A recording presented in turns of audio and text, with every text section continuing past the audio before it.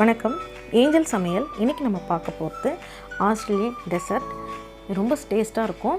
வாங்க எப்படி செய்யலான்றதை பார்க்கலாம். ஒரு கப்பில் நான் 150 ml பால் சேர்த்துருக்கேன். 1 ஸ்பூன் வினிகர் சேர்த்து நம்ம அதை ஓரமாக இப்படி எடுத்து வச்சுட்டு, அடுத்த ஒரு பவுலில் 1 cup maida, baking soda and baking powder 1 spoon அளவுக்கு எடுத்துக்கோங்க.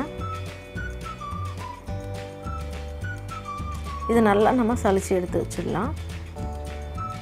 இப்போ நம்ம வேறு ஒரு பாத்திரத்தில் 2 ஸ்பூன் அளவுக்கு பட்டர் சேர்த்துக்க போகிறோம்.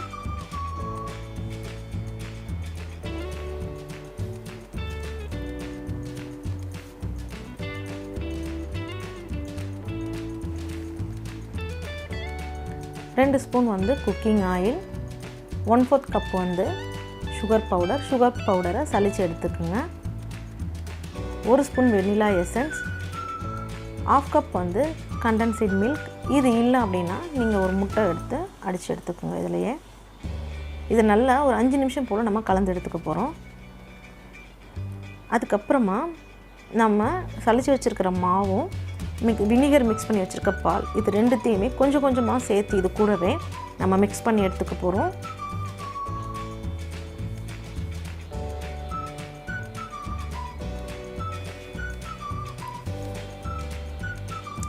நம்ம நல்லா மிக்ஸ் பண்ணி எடுத்துக்க போகிறோம்.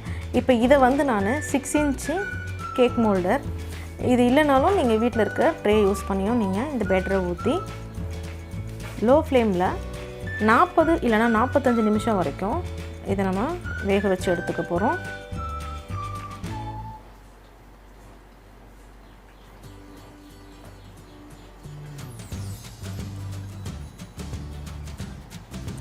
இது கொப்பரை தேங்காய், இது நம்ம இந்த மாதிரி பவுட்ரு பண்ணி வச்சுருக்கேன். நீங்கள் ரெடிமேட்லேயும் இதை வாங்கிக்கலாம். வேறு ஒரு பவுலில் 1 கப் சுகர் பவுடர், இதையும் சலிச்சு எடுத்துக்கோங்க. 1 spoon cocoa powder, 1 spoon butter.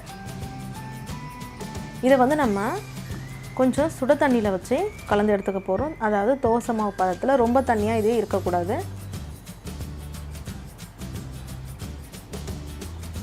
உங்களுக்கு வேணும் அப்படின்னா கடைசியாக 1 ஸ்பூன் அளவுக்கு சாக்லேட் சிரப்பு, இதையும் நீங்கள் சேர்த்துக்கலாம்.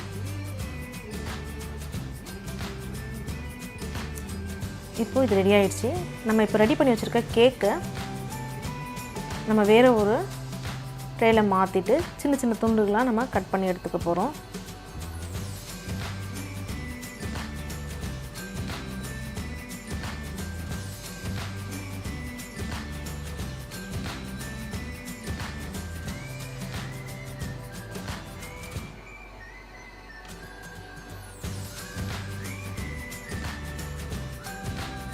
இது ரொம்ப சாஃப்டாகவும் வந்துருந்துச்சு.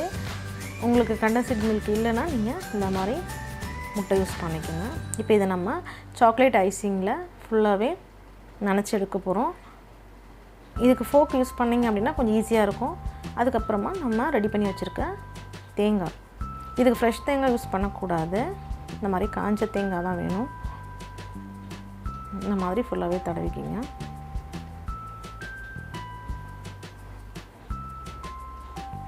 இது உடனே சாப்பிட்றத விட ஃப்ரிட்ஜில் வச்சு ஒரு 30 நிமிஷம் கழித்து நீங்கள் சாப்பிட்டிங்கன்னா இன்னும் டேஸ்ட்டும் சூப்பராக இருக்கும்.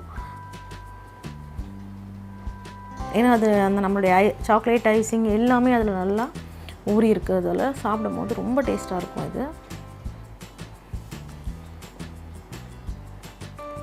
செய்கிறது ரொம்ப ஈஸி, இது ரொம்ப டைம் எடுக்காதது.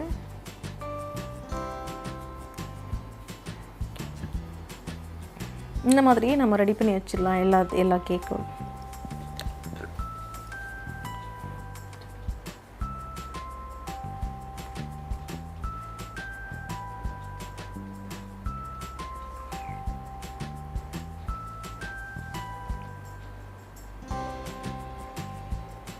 இப்போது நம்ம ஆஸ்திரேலியன் டெசர்ட் ரெடி ஆகிடுச்சு.